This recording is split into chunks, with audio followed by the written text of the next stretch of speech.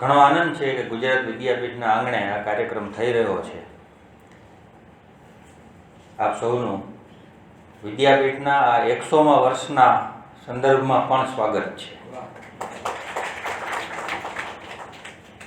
વિદ્યાપીઠ એવી સંસ્થા છે કે જેણે એના સ્થાપના કાળે જ એ વાતને સ્વીકારી છે પોતાના ધ્યેય તરીકે કે માતૃભાષા દ્વારા જ શિક્ષણ હોય, અને આજ સુધી એ વાતને વળગી રહી છે. ઘણા સંઘર્ષો સાથે વળગી રહી છે, ઝઝૂમી રહી છે. અહીંયા આ કાર્યક્રમના સંદર્ભમાં જેમણે સન્માન પ્રાપ્ત કર્યું એ શિક્ષકોને હું અભિનંદન પાઠવું છું.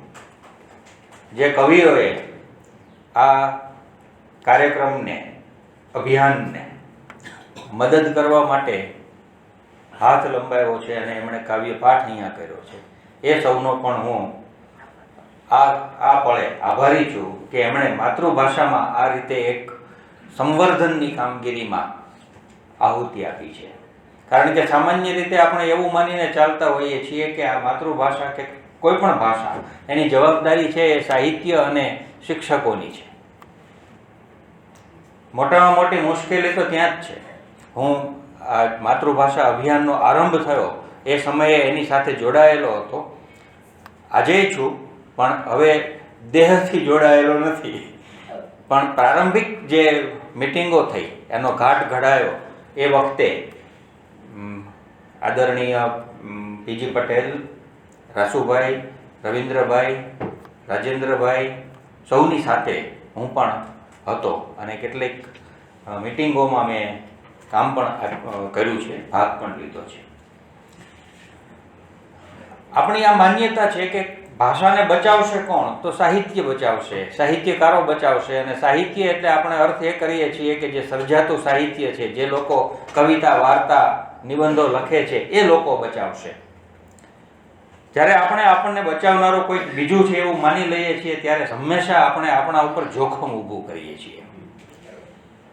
આપણે આપણને બચાવી શકીએ એ વાત જો આપણે સ્વીકારી લઈએ, આપણને બચાવવા બીજું કોઈ આવવાનું નથી, પણ આપણે જ આપણને બચાવવાના છે, એ વાત જ્યારે આપણી સમજમાં ઉતરી જાય ત્યારે પછી કોઈની ચિંતા રહેતી નથી. આપણે આપણને બચાવવા માટે ગમે તે કરી છૂટીએ.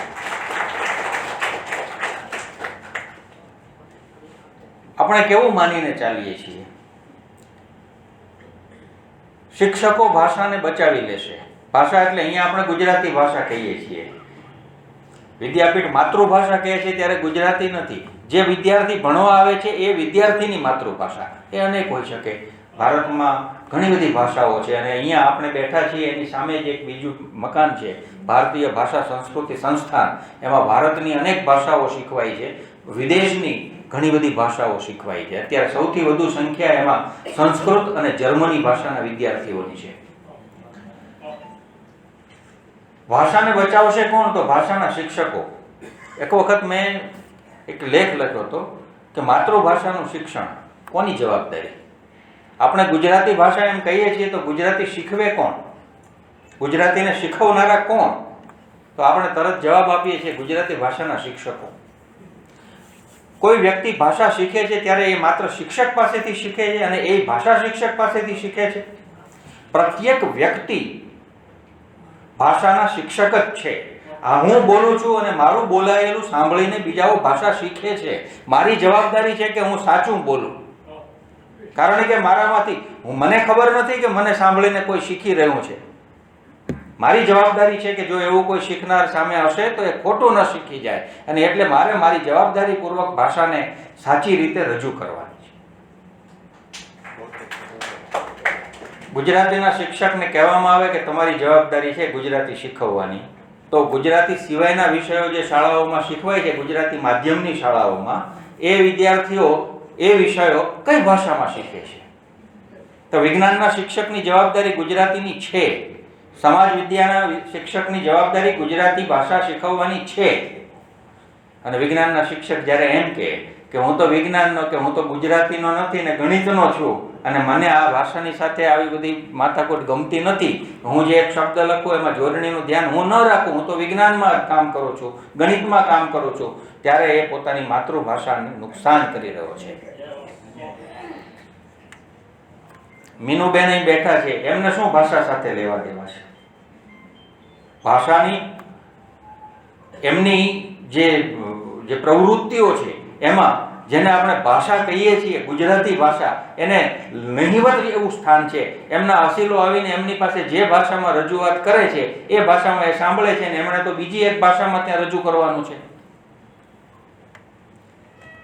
પણ જ્યારે એમને લાગે છે કે આ ભાષા મારી છે, ત્યારે એ ભાષા મારે એમ નથી.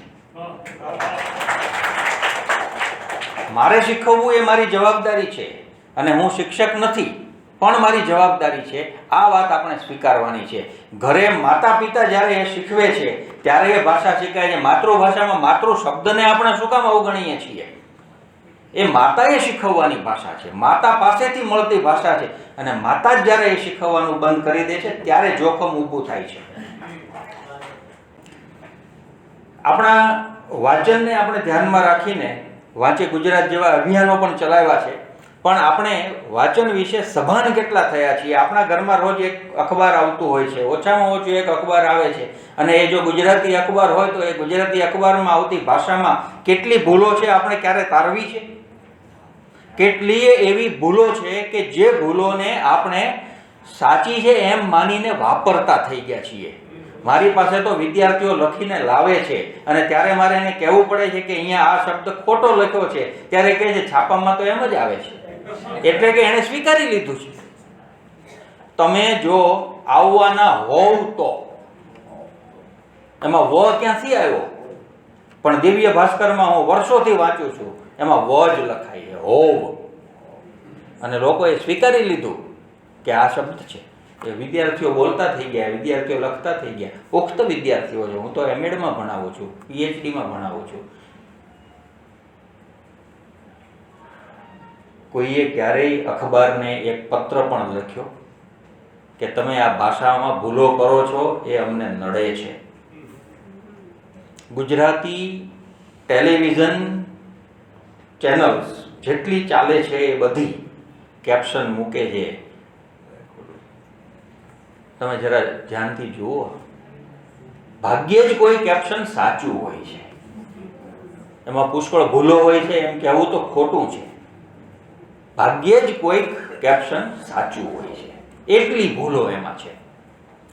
પણ આપણે એ વિશે ક્યારેય ચિંતા કરી છે? ભાષાને બચાવવા માટે આ ચિંતાઓની જરૂર છે. જ્યારે આપણી અંદર આ સંવેદનશીલતા ઊભી થશે ત્યારે ભાષા બચશે. કહેનારાઓ તો અનેક કહી ગયા છે કે શીખવું તો માતૃભાષામાં જ જોઈએ. ગાંધીજીએ કીધું છે અને એ પહેલા થઈ ગયેલા કેળવણીકારોએ કીધું છે.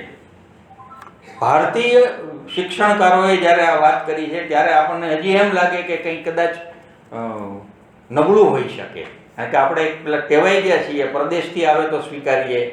તો ઓસુબેલ નામના એક પશ્ચિમના અમેરિકાના કેળવણીકારે એક પુસ્તક લખ્યું છે.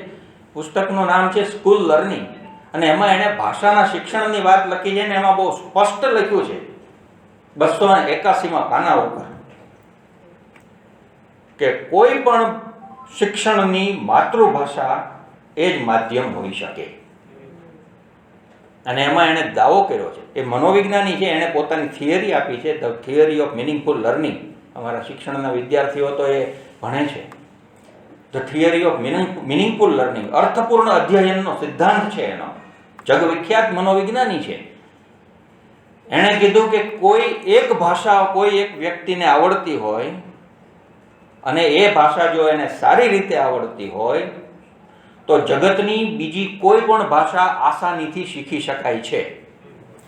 અને સૌથી સરળતાથી આવડે એવી ભાષા માતૃભાષા છે. અને પ્રાથમિક શિક્ષણથી આરંભીને શિક્ષણ તો માતૃભાષામાં જ થવું જોઈએ. આ ઓસુબેલે પણ કીધું છે. હજી આપણે રાહ જોઈએ છીએ કે કોઈક વધારે વજનદાર વ્યક્તિ કહે તો આપણે માનીએ.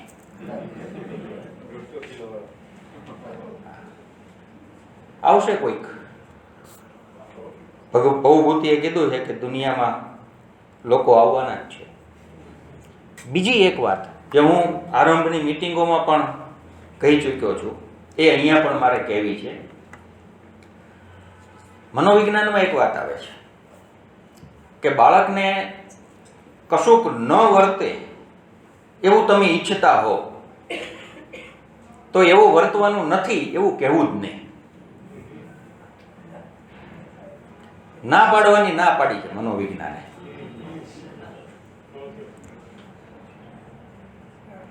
એક પેલી સ્ટીકર આવે છે રંગોળીનું, એ લગાડેલું હતું. બાળકને કીધું કે આ ઉખાડતો નહીં, એટલે એને ન ઉખાડ્યું. પણ કોઈ નહોતું ત્યારે જઈને જોયું ઉખડે છે, ઉખાડી જોયું. કારણ એના મનમાં કુતૂહલ થાય છે કે આ ના પાડે છે ને તો લાવો કરીએ. આ બાળક માટે જ સાચું છે એવું નથી, આ દરેક માટે સાચું છે. અને આપણે સતત કહીએ છીએ કે અંગ્રેજીમાં ભણાવવામાં તો ભણાવી તો જોઈએ. જેમાં ભણાવવા હોય એમાં ભણાવો ને. ગુજરાતી શીખવવાનું છે, ગુજરાતી શીખવું આપણે એટલું જ કહેવું છે. તમારે જેમાં ભણાવવા હોય એમાં ભણાવો, પણ એને ગુજરાતી આવડવું જોઈએ. ગુજરાતી બાળકને કોઈ પણ માધ્યમમાં ભણાવો, ભણાવવાની છૂટ છે. બાળકને એના માતા પિતાએ જે નિર્ણય કર્યો છે એની પાછળ એના કોઈક અર્થઘટનો હશે, એના કોઈક જોડાણો હશે, એટલે એને કર્યો હશે. પણ એને ગુજરાતી શીખવવું જોઈએ, ગુજરાતી આવડવું જોઈએ. આપણો આગ્રહ તો આ હોવો જોઈએ, એને સારું ગુજરાતી આવડી જવું જોઈએ. ન ભણેલાઓ પણ ગુજરાતી બોલે છે, ગુજરાતી સમજે છે, અને ભણેલાઓને ગુજરાતી આવડતું નથી. મૂંઝવણ અહીંયા છે. અંગ્રેજી શાળાઓ વધતી જાય છે, અંગ્રેજી માધ્યમની શાળાઓનું પ્રમાણ ઘણું વધી ગયું છે. આવું આપણે જ્યારે કહીએ છીએ ત્યારે જેમના બાળકો ભણવા લાયક થઈ રહ્યા છે એ લોકોના મનમાં એ વિચાર ઊભો થાય છે કે આ વધી રહ્યું છે તો એનું એ કંઈક મહત્વ હોવું જોઈએ. એમને એમ તો કેમ વધે? આટલા બધા લોકો અંગ્રેજીમાં જવા માંડ્યા છે, ઓહ તો અમારે જવું જોઈએ. આપણે ઉલટો એના મનમાં આવો વિચાર નાખીએ છીએ. જે માધ્યમમાં ભણવું હોય એમાં ભણે. આપણે આગ્રહ આ જ રખાય કે માતૃભાષા આવડવી જોઈએ. કારણ કે શાળાઓ બચશે તો જ માતૃભાષા બચશે એવું નથી. કારણ કે આપણે, મેં જે આરંભે કહ્યું ને કે આપણે એવું માનીને ચાલીએ છીએ કે બે એના વ્હીકલ છે, એક છે સાહિત્ય અને બીજું છે શિક્ષણ. એના દ્વારા ભાષા બચે છે. ના, એ પૂરક છે. અને સાહિત્યમાંય જેને સર્જનાત્મક સાહિત્ય કહેવાય છે એનો ફાળો બહુ ઝાઝો નથી. એ સિવાયનું સાહિત્ય જો ઉપલબ્ધ થઈ જાય ને તો આપણા માધ્યમને આપણે ફેરવવાની જરા પણ જરૂર પડે એમ નથી. આપણી પાસે બીજા શાસ્ત્રો જો આપણી માતૃભાષામાં ઉપલબ્ધ થઈ જાય તો આપણે ગુજરાતીમાંથી કોઈ જાય નહીં એવો માહોલ બનાવી શકીએ એમ છીએ. આપણે જ્યારે એમ કહીએ છીએ કે જાપાનમાં બધા જાપાનીઝમાં ભણે, જર્મનમાં ભણે છે કે રશિયનમાં ભણે છે વિદ્યાર્થીઓ રશિયામાં, ત્યારે આપણે એ વિચારવું જોઈએ કે એમને એમની ભાષામાં વિવિધ વિષયોનું બધું જ્ઞાન ઉપલબ્ધ થઈ જાય છે, તેથી તે ભણે છે. આપણે હજી એ સ્થિતિએ નથી પહોંચ્યા. તો જે લોકો જે ગુજરાતી જાણે છે, ગુજરાતીને પ્રેમ કરે છે, એમણે એક કામ આ પણ કરી શકાય એમ છે કે અન્ય ભાષામાં રહેલું આવું ઉત્તમ જ્ઞાન ગુજરાતીમાં લાવી આપવું. ગાંધીજીએ જે કાર્યો સૂચવા છે, રચનાત્મક કાર્યો સૂચવા છે, અને જે શિક્ષિત લોકો છે એમને કીધું કે કોલેજોમાંથી ભણવાનું બંધ કરો, કોલેજોનું શિક્ષણ છે એ કામનું નથી, જીવનમાં ક્યાંય ઉપયોગમાં આવતું નથી, અને ગુજરાતી માતૃભાષામાં ભણો. આવું જ્યારે એમણે વાત કરી, ગુજરાતમાં અપીલ કરી હતી, ત્યારે કેટલાકે કીધું કે અમે તો અંગ્રેજીમાં ભણ્યા છીએ, અમારે શું કરવું, અમને તો અંગ્રેજી આવડે છે. તો એમણે કીધું કે તમે જરાય નકામા નથી, બહુ ઉપયોગી લોકો છો, અંગ્રેજીમાં રહેલા જ્ઞાનને ગુજરાતીમાં લાવી દો. અને અનુવાદ શરૂ થયો. એક એવા વ્યક્તિને હું તો રૂબરૂ ઓળખું છું, અત્યારે અસ્તિત્વમાં નથી, મૂળશંકર મો ભટ્ટ, જેમણે ખૂબ સાહિત્ય ગુજરાતીમાં આપણને આપ્યું. અને એમણે એ ગાંધીજીની એ વાતનો સ્વીકાર કરીને આ કર્યું હતું. કેટલા બધા ક્ષેત્રો છે. એક સમય હતો કે જ્યારે ચેસના પુસ્તકો દુનિયામાં સૌથી વધુ વેચાતા પુસ્તકો તરીકે હતા. કમ્પ્યુટર આવ્યું એ પહેલાં. મેં કોઈ દિવસ ગુજરાતીમાં ચેસનું પુસ્તક નહોતું જોયું. મારે ચેસ શીખવું હતું ત્યારે અંગ્રેજીનું જ પુસ્તક મને મળ્યું હતું. શું કામ આપણે આ બધા અનુવાદો ન કરીએ? આ પણ એક ક્ષેત્ર છે. આપણે જ્યારે આ બધું લાવી દઈશું આપણી ભાષામાં, પછી આપણે આગ્રહપૂર્વક કહી શકશું કે ગુજરાતીમાં જ ભણો. ત્યાં સુધી આપણે આવું આગ્રહપૂર્વક કહી શકશું નહીં. પણ આવા અભિયાનોથી આપણી અંદર આવી ચેતના જાગતી રહે છે. આવા દૂર દૂરના દીવડાઓ વધુ પ્રજ્વલિત થતા રહે છે. એમની અંદર થોડું દિવેલ પૂરાતું રહે છે અને એમ આપણે આગળ વધતા રહીએ છીએ. માતૃભાષા અભિયાન એમના જે ધ્યેયો છે એને સિદ્ધ કરે, એવી પ્રતિષ્ઠા પ્રાપ્ત કરે અને આપણી ભાષાને એટલી વેગવંતી બનાવે કે આપણે, મેં જે કહ્યું એમ, કે દાવો કરી શકીએ કે હવે બધું જ ગુજરાતીમાં થઈ શકે એમ છે, એ કક્ષાએ પહોંચી શકે એવી શુભકામનાઓ